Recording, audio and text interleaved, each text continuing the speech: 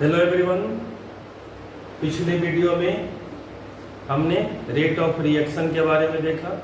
Rate of reaction में दो था, एवरेज रेट ऑफ रिएक्शन और इंस्टेंटेनियस रेट ऑफ रिएक्शन। वो जो पिछला कॉन्सेप्ट था रेट ऑफ रिएक्शन, ऑर्डर भी बताए थे, उस पर कुछ मैं सवाल करवा देना चाहता हूँ बेसिक चीज से।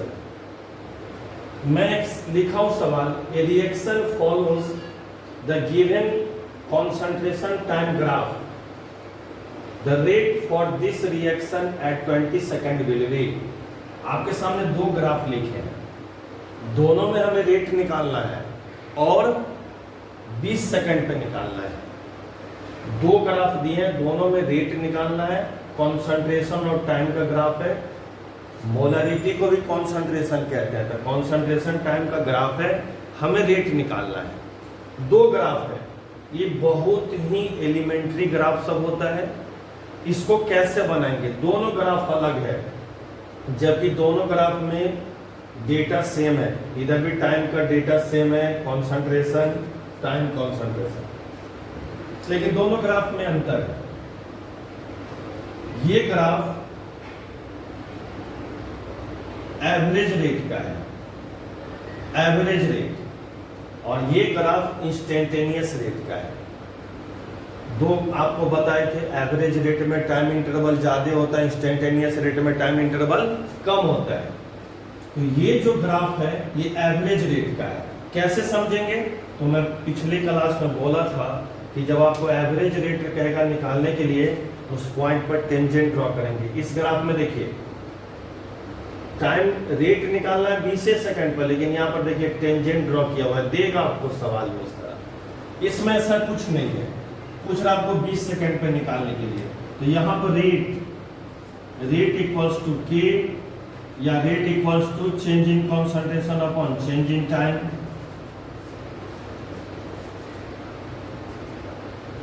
इनिशियल कॉन्सेंट्रेशन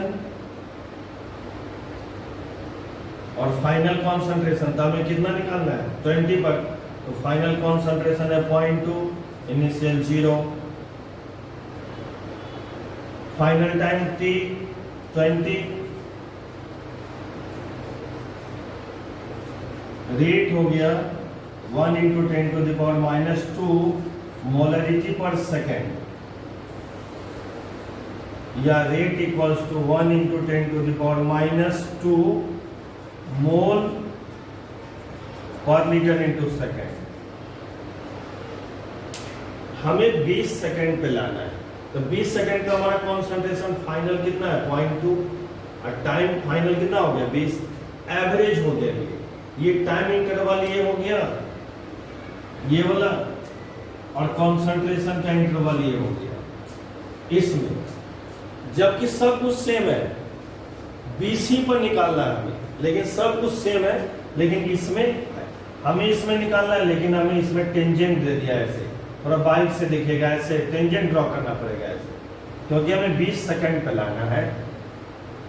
एवरेज रेट को लाना है इंस्टेंटेनियस। तो यहाँ जो रेट निकलेगा, रेट इंस्टेंटेनियस, ये हो जाएगा dx अपॉन dt dx। यहाँ पर जो कॉन्सेंट्रेशन लेंगे, तो टेंजेंट जो इधर हम ड्रॉ किए हैं, तो 3 और 4 के बीच का है, 0.4 0.3 के बीच का, तो 0.35 ले लेते हैं कॉन्सेंट्रेशन। और ये टाइम जो है 40 और 60 के बीच का है, तो 50 ले लेते हैं। तो मैं इसको यदि सॉल्व करूं तो 35/50/100, मैं इससे भाग दूं 7 × 10⁻⁻3। तो हमारे इसमें रेट कुछ और आ रहा है और इसमें रेट कुछ और आ रहा है। इसमें ये रेट क्यों आ रहा है हमारा? इसमें हमारा ये रेट इसलिए आ रहा है क्योंकि इसमें हमें इंस्टेंटेनियस निकालना है। 0.35 क्यों लिए? क्योंकि 0.4 और 0.3 के बीच का कॉन्सेंट्रेशन निकालना है हमें। एक टेंजेंट ड्रॉ करना है। टाइम कितना लेना है? 50, 40 और 60 का बीच का लेना है। यहाँ कॉन्सेंट्रेशन कितना लिए? 0.3 और 0.4 के बीच का। तो 30.35 इंटू 50, 10 का पावर -3 ऊपर चलेगा 7 पर, तो 7 into 10 to the power -3 molarity per second हो गया, या 7 into 10 to the power -3 mole per litre into second. तो दोनों ग्राफ में फर्क है। दोनों ग्राफ में रेट निकालना था हमें 20 ही सेकंड पे, यहाँ भी निकालना था 20 ही सेकंड पे, यहाँ भी 20 ही है, लेकिन ये ग्राफ में ही ऐसे हमें दे दिया था टेंजेंट। तो यहाँ पे हम कॉन्सेंट्रेशन ले लेंगे 0.3 और 0.4 के बीच का, तो दोनों के बीच का हो जाएगा 0.35 और टाइम हो जाएगा 40 और 50, 40 और 60 के बीच का 50, तो इधर नीचे 100 ये आ गया 35, तो 7 into 10 to the power -3 instantaneous rate. ये जो हमारा हो गया वो एवरेज रेट। कैसे समझेंगे कि एवरेज निकालना है, कि ग्राफ से आपको क्लियर है। एनसीईआरटी में सिमिलर ग्राफ दिया हुआ है, देखिए ये और बोल रहा है कि 60 सेकंड पे आपको रेट निकालना है, और इस तरह से देखो टेंजेंट ड्रॉ किया है तो इंस्टेंटेनियस ही पूछ रहा है, इंस्टेंटेनियस रेट, तो वहां पर पूछ रहा है वहां का निकाल दिए। यहाँ पर चेंज ले लेंगे, कॉन्सेंट्रेशन कितना का चेंज है, टाइम इंटरवल क्या है उससे दे देंगे, तो instantaneous rate. The slope of this tangent gives the instantaneous rate. तो ये ग्राफ बता रहा है एनसीईआरटी का इंस्टेंटेनियस रेट। तो ये दोनों ग्राफ में फर्क क्या था, ये एवरेज रेट का और ये इंस्टेंटेनियस रेट का। ग्राफ से ही दिख जाएगा आपको कि एवरेज रेट निकालना है कि इंस्टेंटेनियस रेट निकालना है। तो ग्राफ क्लियर कर देगा इसका आंसर कुछ और है, इसका आंसर कुछ, जबकि दोनों में हमें कितने पर लाना था रेट, 20 सेकंड पर। Is it clear? 20 सेकंड पर हमें रेट निकालना। एवरेज रेट जब भी निकालेंगे तो change in concentration upon change in time. Concentration और टाइम का जो यहां पर डिफरेंस होता है थोड़ा ज्यादा होता है। इंस्टेंटेनियस में टाइम बहुत ही कम होता है। मैं एनसीईआरटी का कुछ और एक दो सवाल आपके सामने करता हूं, इन टेस्ट का बिल्कुल बेसिक चीज सब है एनसीईआरटी का। जैसे बेसिक है एक सवाल है, इन टेस्ट का मैं नंबर बोल देता हूं, मैं उसको कर देता हूं। इन टेस्ट का है 4.1, एनसीईआरटी का सवाल है 4.1। सभी बच्चे के पास एनसीईआरटी रहता है, इसीलिए मैं सवाल नहीं लिखा हूं। सवाल कहता है फॉर द रिएक्शन, एनसीईआरटी का सवाल है 4.1 in text question. For the reaction R से प्रोडक्ट बन रहा है, रिएक्टेंट से प्रोडक्ट बन रहा है। The concentration of a reactant changes from 0.03 m to 0.02 m in 25 minutes. Calculate the average rate of reaction using unit of time both in minutes and second. ये process हुआ, reactant से product बना, initial concentration ये है, final ये है, तो rate final concentration average rate में था, तो फाइनल कॉन्सेंट्रेशन कितना है 0.02 माइनस 0.03 अपॉन टाइम इंटरवल कितना है 25, 0.01 अपॉन, ये निगेटिव साइन क्या दिखलाता है, समय के साथ जा रहे हैं, तो मैं यहाँ निगेटिव साइन नहीं ले रहा हूँ क्योंकि निगेटिव आएगा ही आएगा। पिछले वीडियो में बोले थे निगेटिव साइन बतलाता है कि कॉन्सेंट्रेशन रिएक्टेंट का घटता है, प्रोडक्ट का बढ़ता है। रेट निगेटिव होता नहीं है, रेट कभी भी निगेटिव होता नहीं है, तो ये निगेटिव साइन छोड़ रहे हैं क्योंकि रेट निगेटिव 25। तो ये जो वैल्यू हमारा आ जाएगा, ये आएगा हमारा मोल पर लीटर इंटू सेकेंड में आएगा रेट। अब बोलता है कि 2 यूनिट में निकालिए, 0.01 अपॉन ये 25 अपॉन 60। तो ये जो हमारा हो जाएगा मोल, यहाँ पर हो जाएगा टाइम में मिनट,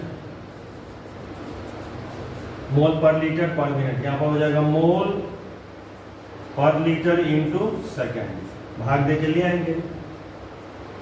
तो ये 4.1 सवाल कह रहा है एनसीईआरटी का, रिएक्टेंट से प्रोडक्ट बन रहा है, इनिशियल कॉन्सेंट्रेशन दे रखा है 0.03, फाइनल कॉन्सेंट्रेशन ये है कितने समय में, 25 मिनट में। तो एवरेज रेट निकाल देंगे, change in concentration upon change in time, ये दिया हुआ है। दोनों यूनिट में निकालना है, मोल पर लीटर पर मिनट में भी और मोल पर लीटर पर सेकंड। 60 से क्यों मल्टीप्लाई किए, मिनट को हमें चेंज करना था सेकंड में। अब दूसरा सवाल है, मैं ये सवाल से इसलिए आप डिस्कशन कर देता हूं क्योंकि जो 12th स्टार्टिंग बच्चे होते हैं उनको छोटा छोटा बात में दिक्कत होता है, इसीलिए मैं एक बार चाहता हूं। फिर नेक्स्ट सवाल है 4.2, ये सवाल है एनसीईआरटी 4.2 है, ए रिएक्शन, ये सवाल देखिए, ए रिएक्शन 2A से P बन रहा है product, the concentration of A decreases, A का कॉन्सेंट्रेशन डिक्रीज कर रहा है फ्रॉम 0.5 मोल पर लीटर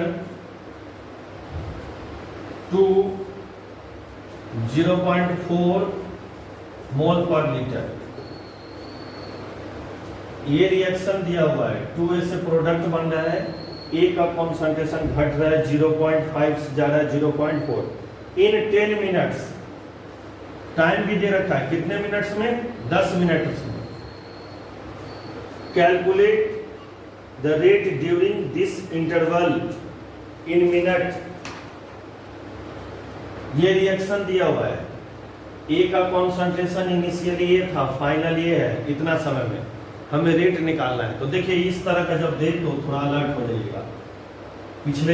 पिछले वीडियो में रेट ऑफ इक्वलाइजेशन के लिए बोले थे, तो इसका रेट ऑफ इक्वलाइजेशन लिखेंगे तो half concentration of A upon D, इधर तो हमें मालूम नहीं प्रोडक्ट क्या था, इसको नहीं लिखते हैं। ऐसे बोले थे ना रेट ऑफ इक्वलाइजेशन लिखने के लिए, जो स्टोइकियोमेट्रिक कोएफिशिएंट है उससे भाग दीजिए और निगेटिव साइन दीजिए। निगेटिव साइन बता रहा है कि वो डिसअपीयर हो रहा है, डिकम्पोज हो रहा है। जैसे देखिए 0.5 से कहाँ जा रहा है, 0.4 में घट रहा है, कितने समय में, 10 मिनट में। तो rate equals to minus half concentration of A upon ए।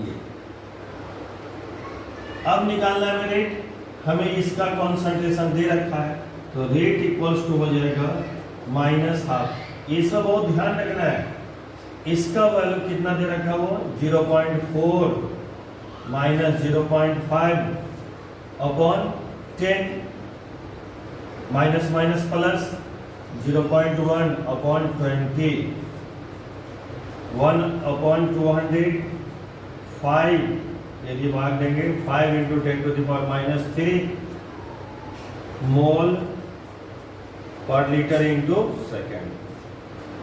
देखिए यहाँ पर 2 आ रहा है, पिछले वीडियो में भी एक अमोनिया का बताए थे कि अमोनिया का दे रहा था rate of decomposition 1/3 into ammonia का नहीं था, ये हाइड्रोजन का नहीं था, देखिएगा बताया।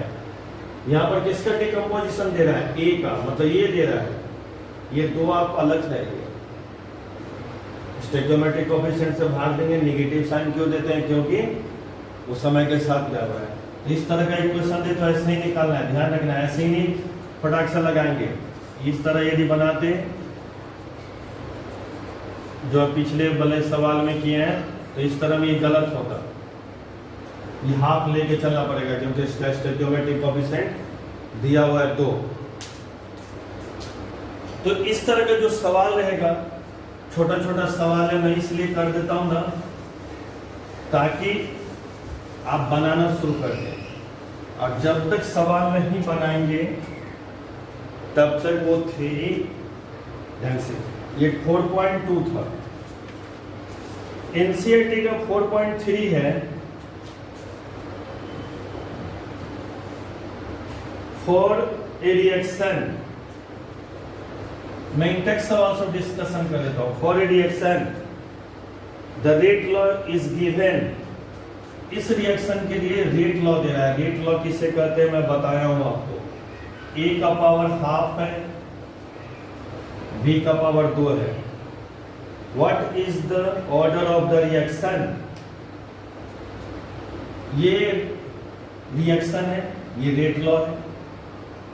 पिछले वीडियो में बताए थे rate law, rate equation, rate expression is fundamental postulate of chemical kinetics in which rate is directly proportional to concentration of reactants।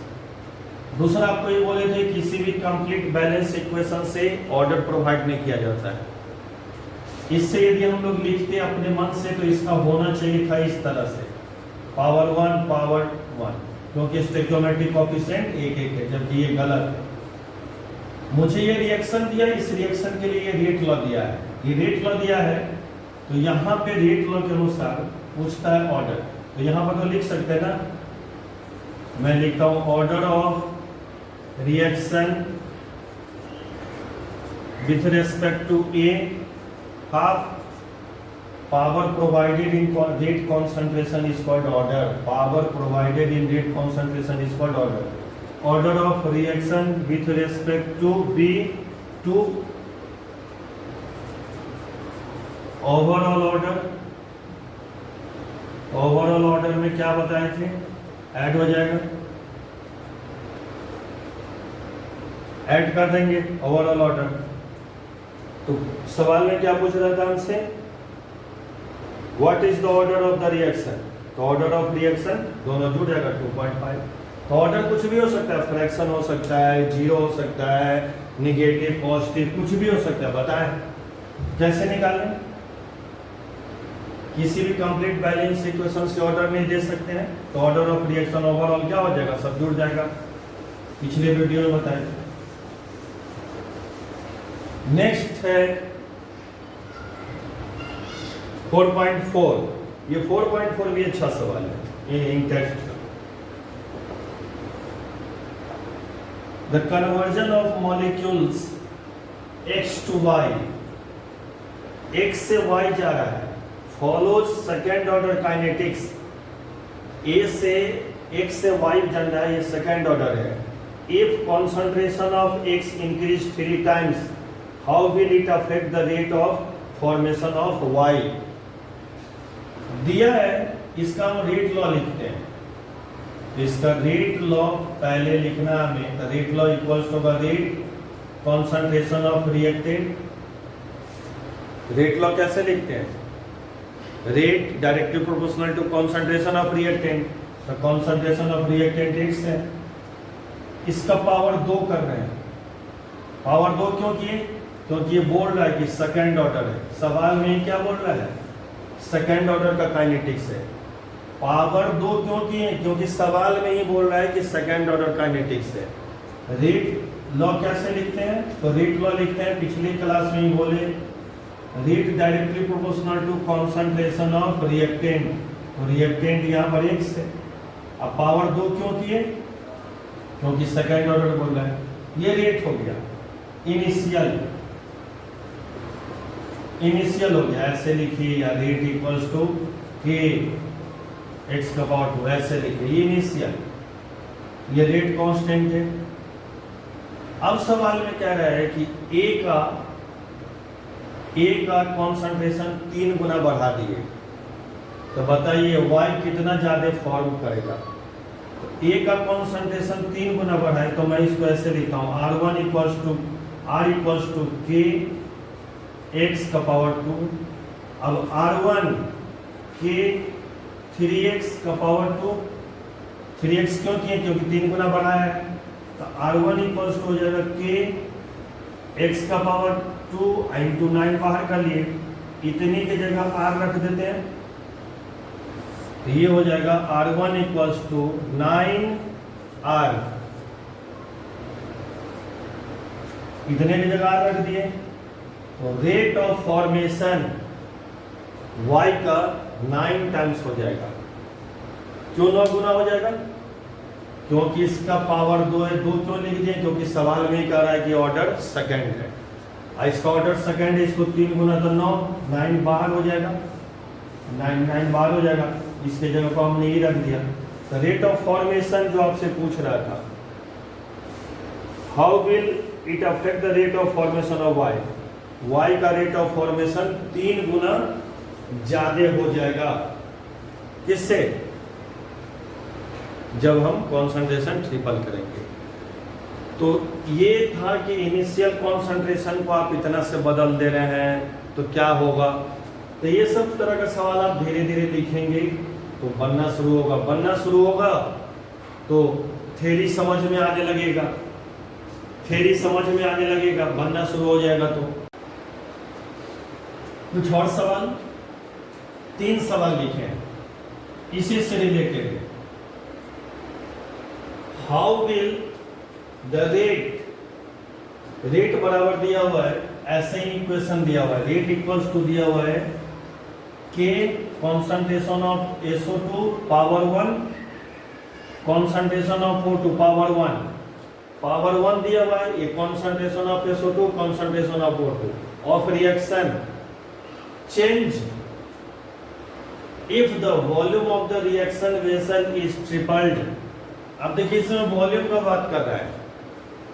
इससे पहले जो आपको सवाल सब जो बताए हैं उसमें कॉन्सेंट्रेशन का बात कर रहे थे कि कॉन्सेंट्रेशन इतने समय में इतने से इतने चेंज हो रहा है। चाहे एक मास का भी बताए थे कि इतना ग्राम मास है, रेट बताइए दूसरे का कितना होगा, तो वो भी आपको बताएं। ये मास बता चुके हैं, कॉन्सेंट्रेशन बता चुके हैं, ये वॉल्यूम का बता रहे हैं। कहता है how will the rate of reaction change, इस ये रेट लॉ है, ये कैसे चेंज कर जाएगा if the volume of the reaction vessel is tripled. पहला सवाल है। दूसरा है rate of gaseous reaction is given by the expression, ये भी दिया हुआ है। ऐसे ही कोई है रेट बराबर के, नहीं कुछ लिखा हुआ है तो बार बार बोल रहे हैं पावर 1, ऐसे जो सर्कल किए हुए इसका मतलब ये कॉन्सेंट्रेशन है, पावर 1 है, पावर 1 है। If the volume of the, फिर वॉल्यूम का बात है, if the volume of the reaction vessel is suddenly reduce to 1/4, उसमें रिएक्शन वेसल के वॉल्यूम को ट्रिपल्ड कर रहा है, इसमें सडनली 1/4 घटा दिया इनिशियल वॉल्यूम का। The reaction rate relating to the original rate will be, तो ओरिजिनल जो रेट है उससे फाइनल रेट कैसे रिलेट करेगा, रिलेशन लाना है। तीसरा सवाल है, तीसरा सवाल है थोड़ा स्टार मार्क कर देते हैं क्योंकि इसके बारे में आगे पढ़ाई होगा, इनिशियल रेट लॉ मेथड उससे रिलेटेड है। फॉर ए गिवन रिएक्शन, ए से प्रोडक्ट बन रहा है, द रेट इज, ध्यान रखिएगा रेट दिया हुआ है 1 × 10⁻⁴ m पर सेकेंड, m मतलब मोलैरिटी पर सेकेंड, m मतलब कॉन्सेंट्रेशन पर सेकेंड, m मतलब मोल पर लीटर पर second. When concentration of A is इतना, जब A का कॉन्सेंट्रेशन 0.1 है तब रेट ये है। अब कहता है रेट, अब दूसरा रेट फिर हो गया इतना, व्हेन कॉन्सेंट्रेशन इतना, 2 कॉन्सेंट्रेशन है, 2 रेट है, आपसे पूछ रहा है रेट लो बताओ। तो मैं तीनों सवाल को 1 by 1 डिस्कशन कर रहा हूं। ये 3 सवाल है। पहला जो सवाल है वो देखिए, आप जानते हैं कॉन्सेंट्रेशन होता है मोल पर लीटर। ये जो ब्रैकेट करके इस तरह से रखते हैं ये कॉन्सेंट्रेशन है, जो ब्रैकेट करते हैं वो कॉन्सेंट्रेशन पढ़ते हैं। ये क्या पढ़ेंगे, कॉन्सेंट्रेशन ऑफ, मैं फिर से इसको लिखता हूं, यदि मुझे ऐसे लिखा हुआ है तो मैं इसको यही ना पढ़ूंगा, कॉन्सेंट्रेशन ऑफ SO2 और concentration equals to mole upon volume. ये O2 लिखा हुआ है ऐसे, तो इसको ही पढ़ेंगे कॉन्सेंट्रेशन ऑफ O2, या इसी को मोल पर लीटर भी लिख सकते हैं कॉन्सेंट्रेशन की जगह, बस इसी का ध्यान रखना है। तो इस रेट से R के मोल अपॉन वॉल्यूम, मोल अपॉन वॉल्यूम इनिशियल फर्स्ट ये इनिशियल है। मोल अपॉन वॉल्यूम क्यों? क्योंकि कॉन्सेंट्रेशन क्या होता है? मोल upon volume of volume in litre. ये पहला फाइनल हो गया कि मोल में चेंज है नहीं, ट्रिपल किसको कर रहा है? वॉल्यूम को। 3v और पावर 1 है, फर्स्ट ऑर्डर है, ये लिखा ही हुआ है। मैं पिछले वीडियो में बोला था कि ऑर्डर डिटरमाइन करने के लिए 4 मेथड पढ़ना है, पढ़ाएंगे 4 मेथड अगले वीडियो में। ये दिया हुआ है कि पावर 1, फिर n अपॉन 3v पावर 1। मैं यहां से R1 इक्वल्स टू 1/9 बाहर कर लूँ कि 1/v 1/v, इसके जगह आध लिख देते हैं। तो रेट, फाइनल रेट हो गया R/9। तो फाइनल रेट कितने से घट गया? 9 टाइम्स घट गया। यहां पर क्या किया गया? ये रेट लॉ दिया हुआ है, इसको पढ़ेंगे कॉन्सेंट्रेशन ऑफ SO2, इसको पढ़ेंगे कॉन्सेंट्रेशन ऑफ O2। तो कॉन्सेंट्रेशन के जगह पर क्या लिख दिए? मोल पर लीटर। कॉन्सेंट्रेशन के जगह पर क्या लिख दिया? मोल पर लीटर। तो यहाँ भी लिख दिए मोल पर लीटर और यहाँ भी लिख दिए मोल पर लीटर। मोल ये इनिशियल था, ये फाइनल था, तो हमें रिलेशन लाना था इनिशियल और फाइनल। तो फाइनल रेट हो गया 1/9 टाइम्स। ये पहला। दूसरा में कह रहा है, दूसरा सवाल में कह रहा है कि एक गैसियस का दिया हुआ है, रेट दिया हुआ है कि कॉन्सेंट्रेशन ऑफ ए, कॉन्सेंट्रेशन, फिर पावर 1, इनिशियल ये भी है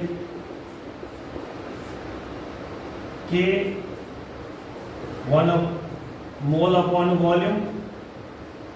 अब ये कह रहा है फाइनल हम जो निकाल रहे हैं रेट, वो सडनली डिक्रीज कर रहा है वॉल्यूम, 4 कर दिए क्योंकि डिक्रीज कर रहा है वॉल्यूम। NV/4 ये ऊपर कर देंगे तो R1 इक्वल्स टू, और ऊपर करके 16 बाहर कर लेते हैं, इसके जगह पर फिर R रख देते हैं। तो फाइनल रेट 16 टाइम्स हो जाएगा इनिशियल रेट से। ये इनिशियल रेट है और ये फाइनल रेट है, तो फाइनल रेट 16। तो यदि सवाल में वॉल्यूम दिया रहे तो उसको भी निकाल लेंगे, सवाल में कॉन्सेंट्रेशन दिया रहे वो भी निकाल लेंगे। वॉल्यूम दिया रहे तो कैसे निकालेंगे? मोल पर लीटर करेंगे। अब मोल पर लीटर करेंगे, मोल भी चेंज करना तो बन जाएगा, वॉल्यूम भी चेंज। तो कॉन्सेंट्रेशन बदले फिर भी बना लीजिए, प्रेशर बदलेगा वो भी बना देंगे, मोल बदलेगा वो भी बना देंगे, और वॉल्यूम चेंज करेगा वो भी। तीसरा सवाल है जिसको मैं स्टार्ट किया हूँ, जिसके बारे में आगे डिस्कशन होगा जब ऑर्डर पढ़ लेंगे, मेथड डिटर्मिनेशन सब पढ़ लेंगे तब। क्या कह रहा है सो देखिए, एक रेट लॉ है, ए से प्रोडक्ट बन रहा है और इनिशियल रेट R1 दे रखा है 1 × 10⁻⁴ मोल पर लीटर आया, मोलरिटी इंटू सेकेंड। ये तब दे रहा है जब ए का कॉन्सेंट्रेशन 0.01 m है, ए का कॉन्स 0.01 है, ये 1 इसको भी कर लेते हैं। R2 दे रहा है 1.14 × 10⁻⁴, R2 मतलब फाइनल रेट, लीटर इंटू पर सेकेंड, और इसके कॉन्सेंट्रेशन दे रहा फाइनल 0.02 m।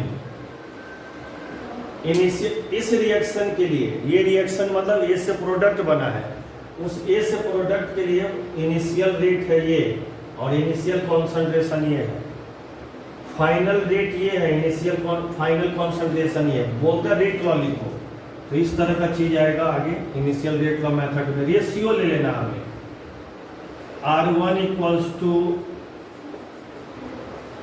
पावर x, हमें मालूम नहीं है ऑर्डर क्या है, तो पावर मान लीजिए x, रेशियो k को कैंसिल कर देंगे कि क्यों, k डिपेंड करता है टेम्परेचर पर। जब इंट्रोडक्शन दे रहे थे तो बता रहे थे k डिपेंड्स ऑन टेम्परेचर, और टेम्परेचर से k चेंज करता है, उसका k का कोई मतलब, k cancel. R1 upon R1 है 1 × 10⁻⁴, R2 ये है, इनिशियल कॉन्सेंट्रेशन ये है पावर x, हम ऑर्डर निकालना में 0.02 पावर x 1/1/14, ये हो गया हाफ x। अब यहां पे देखिए x का मैं कितना वैल्यू रखूं, ये x है, कितना वैल्यू रखूं कि हाफ हो जाए।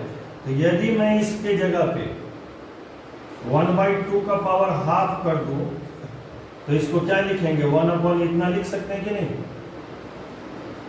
यदि मैं वो हाफ का पावर हाफ कर दूं तो कितना हो जाएगा, रूट। तो 1 हमें LHS इक्वल्स टू RHS करना है, तो इसको करने के लिए हम यहाँ पे इसका पावर हाफ कर देते हैं। क्यों ऐसा किया, LHS इक्वल्स टू RHS। तो x के जगह पर कितना आ गया, x के जगह पर आ गया हाफ।